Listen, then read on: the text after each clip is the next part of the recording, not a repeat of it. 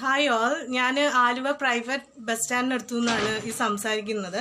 അപ്പം ഞങ്ങളിവിടെ ഉച്ചയ്ക്ക് ഒരു 1:30 ഒരു നാടോടി സ്ത്രീ ഒരു കുട്ടിയെ കൊണ്ട് ഇവിടെ ഒരു വല്ലാത്തൊരു സിറ്റുവേഷനിൽ കാണുകയും അവരുടെ ഭർത്താവാന്ന് പറയുന്ന ആള് ആ കുട്ടീനെ ഇവർ തട്ടിക്കൊണ്ടു വന്നാന്ന് പറയുകയും ചെയ്തിട്ട് ഞങ്ങളെല്ലാവരും ഒന്ന് കൂടി അവരെ ചോദ്യം ചെയ്തു. അപ്പം ഹൈ ടെമ്പറേച്ചർ പനിയോടുകൂടി നിൽക്കുന്ന ആ കുട്ടിയെ പലതവണ അവരുടെ കയ്യിൽ നിന്ന് താഴെ വീഴുകയും ഭർത്താവ് അതിനെ അടിക്കാൻ പോവുകയൊക്കെ ചെയ്തു. ആ കുട്ടിയുടെ വയറ്റിലൊന്നുമില്ല, അതൊന്നും കഴിച്ചിട്ടില്ല. അപ്പം അതിനെ ഞങ്ങളെല്ലാവരും കൂടെ ചെന്ന് ചോദ്യം ചെയ്ത് ആ കുട്ടീനെ ഞങ്ങൾ എടുത്ത് മാറ്റി പോലീസിനും ചൈൽഡ് ലൈനിനും ഏൽപ്പിച്ചിട്ടുണ്ട്. ആലപ്പുഴയിൽ നിന്ന് തട്ടിക്കൊണ്ട് വന്നതാന്ന് ഇപ്പൊ ഒരു ന്യൂസ് ഞങ്ങൾ കേൾക്കുന്നുണ്ട്.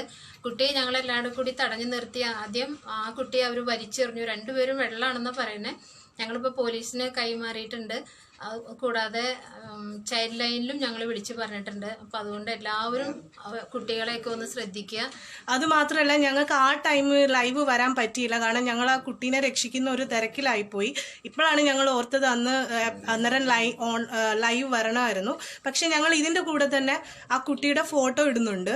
അപ്പം എല്ലാവരും ഒന്ന് ഷെയർ ചെയ്യണം.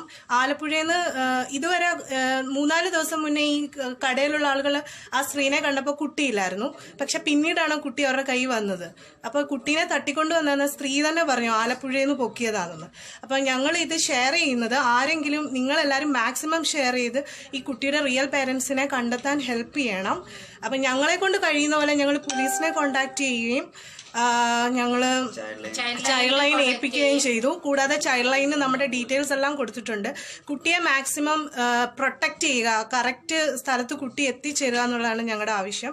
അപ്പം ഇതിൻ്റെ കൂടെ തന്നെ ഞാൻ പറഞ്ഞു എനിക്ക് ലൈവ് എടുക്കാൻ പറ്റിയില്ല ആ ടൈമിൽ, ബിക്കോസ് ഞാൻ അതിനെ ഹെൽപ്പ് ചെയ്യുന്ന ഒരു ടൈമിലായിപ്പോയി. ഞാൻ ഇതിൻ്റെ കൂടെ തന്നെ കുട്ടിയുടെ ഫോട്ടോ ഷെയർ ചെയ്യും. നിങ്ങളെല്ലാവരും ഇത് ഷെയർ ചെയ്ത് ഹെൽപ്പ് ചെയ്യണമെന്ന് റിക്വസ്റ്റ് ചെയ്യാണ്. Thank you.